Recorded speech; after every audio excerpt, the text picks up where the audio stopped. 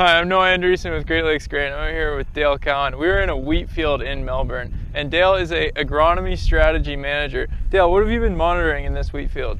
Well, I've been out in this wheat field every week since September 18th when it was planted, and I've been tracking the different growth stages using growing degree days, which is a thermal time measurement to measure the intervening time between critical growth stages. So I've been just monitoring this crop, and normally as agronomists we concern ourselves with the growth stages called Zadix.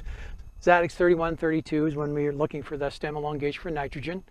And later on, we're looking in the 50 series and 60 series for flag leaf emergent stop herbicides. And then later on, in the late 60 stage, we're looking at heading for T3 fungicide timing. And then after that, pretty seldom do we ever come out and stage the crop. And there are some Zadix stages that go all the way up to 90. So right now, I've been monitoring grain fill. And we would like to see at least 35 days of grain fill.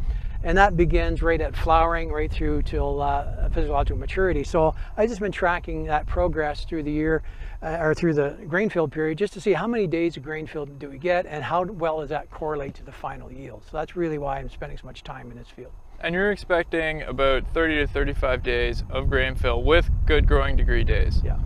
Yeah, and of course what goes with that is moderate temperatures. Days over 30 degrees just kills the wheat crop, and of course lack of rain advances maturity, so it shortens the grain fill period. So right here we've had some pretty timely rains. Other areas not quite so fortunate. So that's the thing that's going to change the grain fill period, and that directly influences the final yield.